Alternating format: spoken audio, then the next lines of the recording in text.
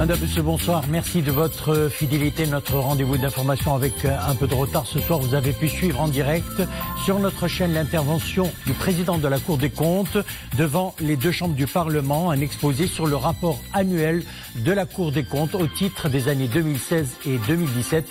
À présent, les titres du journal.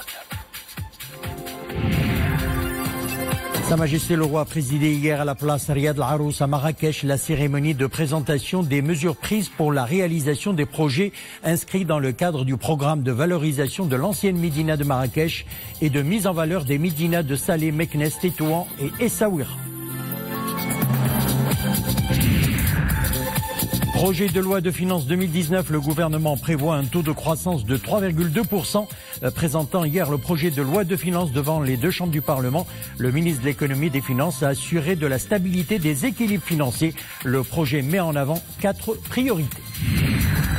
Et puis, levée de rideau sur la deuxième édition du Festival international du film d'El Hoceima. 31 films représentant une quinzaine de pays sont au programme de la manifestation cinématographique. Un hommage a été rendu à plusieurs artistes nationaux et étrangers. Sa Majesté le Roi Mohammed VI a présidé hier à la place Riyad Al Arous à Marrakech la cérémonie de présentation des mesures prises pour la réalisation des projets inscrits dans le cadre du programme de valorisation de l'ancienne Médina de Marrakech, ainsi que les programmes de réhabilitation et de mise en valeur des Médinas de Salé, Meknès, Tétouan et Essaouira. Le souverain a ensuite présidé la cérémonie de signature de 4 conventions relatives au programme de réhabilitation et de mise en valeur des anciennes Médinas de Salé, Meknès, Tétouan et Essaouira. Les développements, Mohamed Aïkilchkar. Place Riyad Al Arous à Marrakech, où Sa Majesté le Roi Mohammed VI a présidé la cérémonie de présentation des mesures prises pour la réalisation des projets inscrits dans le cadre du programme de valorisation de l'ancienne Médina de Marrakech, ainsi que les programmes de réhabilitation et de mise en valeur des Médinas de Salé, Meknès, Tétouan et Essaouira. Les projets réalisés dans les anciennes Médinas de Salé et de Meknès n'ont pas permis d'atteindre les objectifs escomptés et ceci est dû à expliquer le ministre de l'Intérieur dans une allocution devant Sa Majesté le Roi Mohammed VI. En ce qui concerne l'ancienne Médina de Salé, au changement substantiel qu'a connu son tissu urbain et à la détérioration de plusieurs de ses monuments historiques à cause de facteurs naturels et humains. Et en ce qui concerne la Médina de Meknès, il est question de l'importance de la superficie de l'ancienne Médina, 275 hectares, et des joyaux architecturaux et urbains dont elle regorge. Monsieur le Ftit a ensuite relevé qu'en application des hautes instructions royales, il a été procédé à l'élaboration de 2 programmes de réhabilitation et de valorisation des anciennes Médinas de Salé pour 900 millions de dirhams et de Meknès pour 800 millions de dirhams, ainsi que de 2 autres programmes complémentaires pour les anciennes Médinas de Tétouan pour 350 millions de dirhams et Essaouira pour 300 millions de dirhams. Par la suite, Sa Majesté le Roi Mohammed VI a présidé la cérémonie de signature de 4 conventions relatives au programme de réhabilitation et de mise en valeur des anciennes Médinas de Salé, Meknès, Tétouan et Essaouira. Cette convention qui concerne la mise à niveau et la valorisation de l'ancienne Médina de Essaouira est une convention extrêmement importante qui rentre dans le cadre d'ailleurs des orientations royales et qui montre justement la haute sollicitude de Sa Majesté pour cette ville et les autres au niveau national. C'est un investissement global de 300 millions de dirhams qui va nécessiter un travail de 5 ans. L'objectif étant évidemment de renforcer l'attractivité de cette Médina qui est déjà enregistrée au niveau du patrimoine mondial, comme vous le savez, et améliorer les circuits touristiques. Pour la signature de nouvelles conventions pour 4 Médinas, notamment Salé, Meknès, Tétouan et Essaouira, d'un montant global qui est d'environ 2,3 milliards de dirhams, dont une contribution du Fonds Hassan II pour la promotion et le développement économique et social de 1,50 milliard de dirhams. Ces conventions ont la particularité qu'on est face à une nouvelle génération de travaux qui ne concernent pas seulement la mise à niveau des infrastructures au niveau des villes, mais de créer une nouvelle dynamique de manière à faire de ces médinas un levier de développement des activités économiques et touristiques. Sa Majesté le roi Mohammed VI a par la suite procédé au lancement du projet de réhabilitation et de restauration de l'école Sidi Abdelaziz afin qu'elle abrite un centre dédié au renforcement des compétences des femmes artisanes. Ce centre, dont la réalisation nécessite des investissements de l'ordre de 10 900 000 dirhams, offrira aux jeunes filles et femmes une qualification professionnelle adaptée à la réalité socio-économique du secteur de l'artisanat, principalement à travers le mode de formation par apprentissage. Un projet qui vient consolider la vocation du secteur de l'artisanat en tant que source de création d'emplois et de valeur ajoutée, un projet qui devra favoriser l'intégration des femmes bénéficiaires dans le marché du travail, la préservation de certains métiers menacés de disparition, la promotion des produits locaux d'artisanat et le renforcement de l'organisation et de la structuration du secteur. Le projet viendra également renforcer le réseau du centre de formation et de qualification dans les métiers de l'artisanat de Marrakech, initié par la Fondation Mohammed V pour la solidarité et inauguré par le souverain le 7 novembre 2012. Page économie à présent, projet de loi de finances 2019, le gouvernement prévoit de réaliser un taux de croissance de 3,2% et de contenir l'inflation à moins de 2%.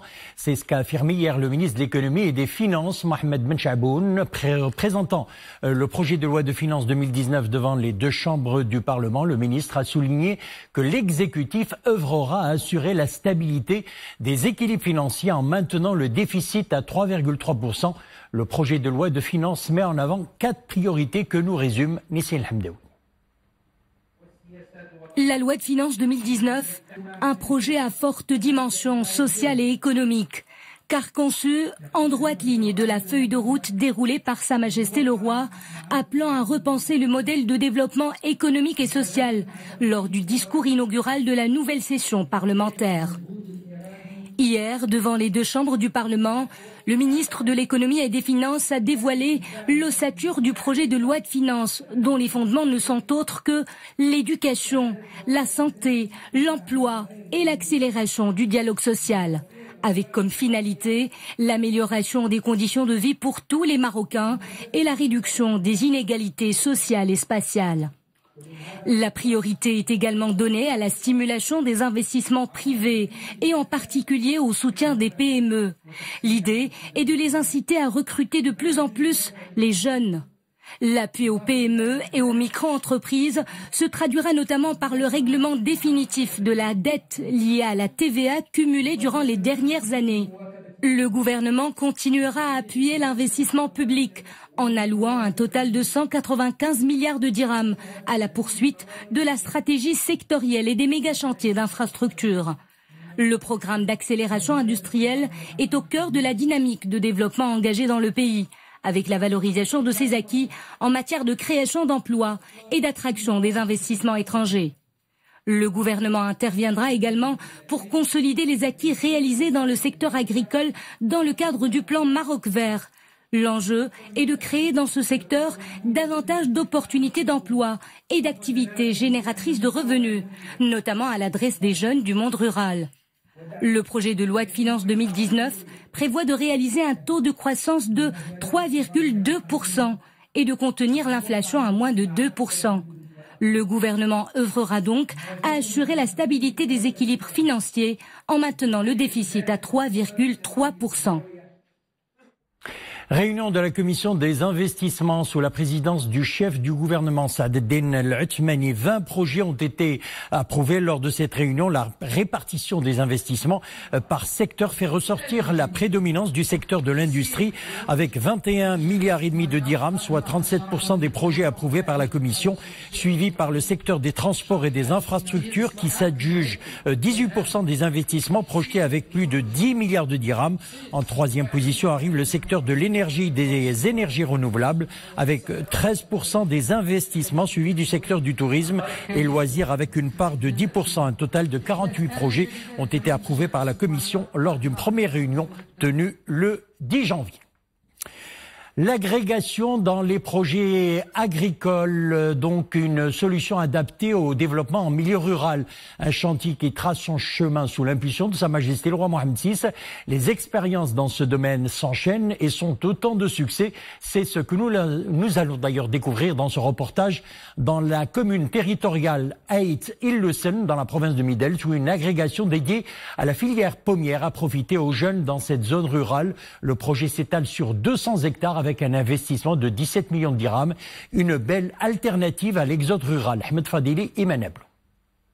Des champs fleuris de pommiers, l'alternative à l'exode rural et au désœuvrement. L'effort fructueux du labeur des jeunes de la commune territoriale Zaïda. En 2011, ils se sont rassemblés dans une agrégation agricole dans la filière du pommier. Le projet a bénéficié d'une impulsion royale en vue de développer cette filière qui fait la renommée de toute une province. Avant le lancement de ce projet, la plupart des jeunes de notre commune optaient pour l'exode en ville ou à l'étranger. Plus maintenant, grâce à ce projet lancé par Sa Majesté le Roi. Ici, nous avons tout ce qu'il faut, des pépinières, le système du goutte à goutte. Les conditions de vie des bénéficiaires se sont nettement améliorées. Beaucoup d'autres ne songent plus à partir.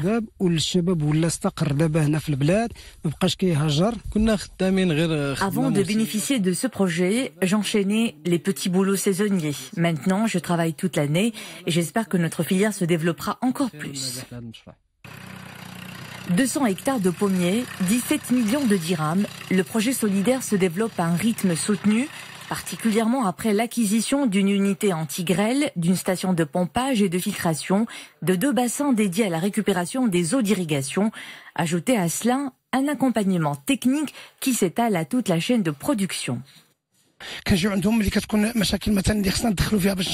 Nous nous tenons à la disposition des bénéficiaires chaque fois qu'il y a des problèmes techniques. Nous leur expliquons tout ce qui a trait à la trajectoire de la production.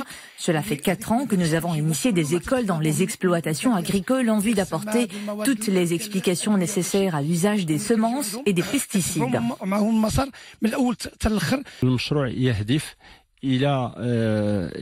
Le projet vise à mettre à niveau la filière du pommier, à créer des opportunités d'emploi en milieu rural et à contribuer à l'émergence d'une classe moyenne agricole susceptible d'être un levier de développement au niveau de la province.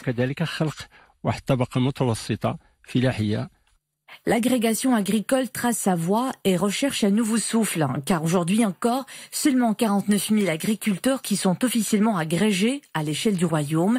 Ce mode d'organisation est appelé à se développer. Il s'érige en solution compétitive qui bénéficie de l'appui du plan Maroc Vert.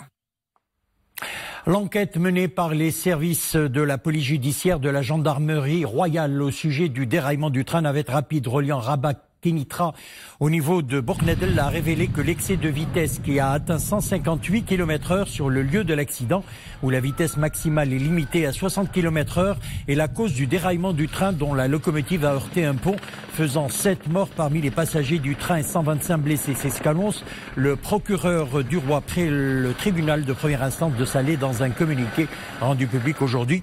Le parquet a inculpé le conducteur du train des chefs d'accusation d'homicide et de blessures involontaires, des délits dont les peines sont prévues par les articles 432 et 433 du Code pénal, et l'a déféré en état d'arrestation devant le tribunal de première instance de Salé pour être jugé conformément à la loi, ajoute le communiqué.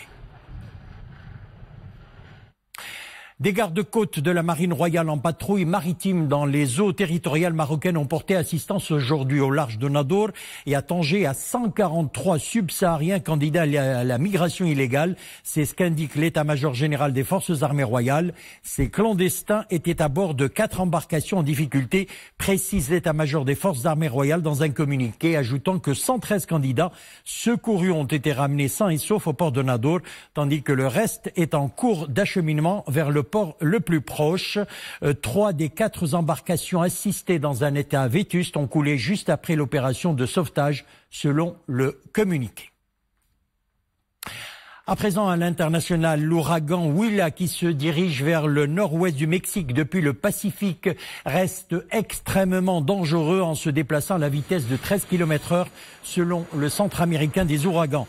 Dans les zones côtières, les écoles ont été fermées et des messages de prévention ont été transmis à la population. Les fortes pluies ont provoqué le déraillement d'un train de marchandises dans la ville de Goleta, faisant 2 blessés. Et les autorités mexicaines surveillaient également la progression de la tempête tropicale Vicente.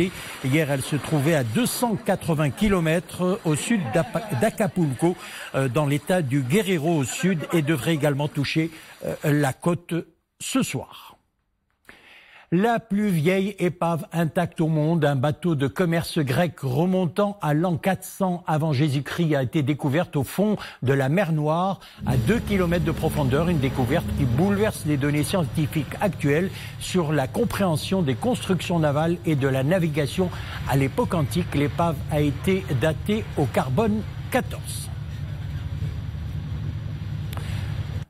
L'ouvrage est colossal, il relie Hong Kong, Macao et la Chine continentale. Cette infrastructure d'un total de 55 km de long, un pont autoroutier serpentant au-dessus des eaux de l'estuaire de la rivière des Perles et un tunnel sous-marin, un ouvrage titanesque. Il a été inauguré aujourd'hui par le président chinois, un ouvrage qui engloutit plus d'1 million de mètres cubes de béton et 422 000 tonnes d'acier, soit de quoi fabriquer 60 répliques de la Tour Eiffel. La structure est conçue pour durer 120 ans. Les ingénieurs du pont expliquent qu'il va permettre de réduire considérablement la durée du trajet par la route de 4 heures à 45 minutes. Retour chez nous, un site de télémédecine, l'un des premiers au Maroc. Il a été lancé hier au centre de santé de Zaouiat Hansal, dans la province d'Azilal, dans le cadre d'un projet pilote porté par le ministère de la Santé et d'autres partenaires en faveur des zones rurales qui connaissent une situation d'enclavement sanitaire. Ce programme de téléconsultation profitera à une population de Zaouiat Chir qui se chiffre à plus de 10 000 habitants. Les activités de téléconsultation occupées à la fourniture de médicaments doit permettre aux populations de ces 3 localités de bénéficier de prestations médicales assurées à distance et en temps réel par des médecins enseignants relevant de l'université Mohamed VI des sciences de la santé basée à Casablanca. Reportage Zakaria Mokinbillah. Au cœur des montagnes du Haut-Atlas, la localité de Zaouiat Hansal, à 80 km de la ville d'Azilal. Dans cette zone rurale, les populations font face à l'enclavement et donc à la difficulté d'accès aux services de soins. La localité dispose certes d'un centre de santé, mais avec des offres de soins très limitées. Une nouvelle expérience vient d'être mise en place. Grâce à un dispositif de téléconsultation, les patients bénéficient désormais de prestations médicales assurées à distance et en temps réel par des médecins enseignants relevant de l'université Mohamed VI des sciences de la santé basée à Casablanca.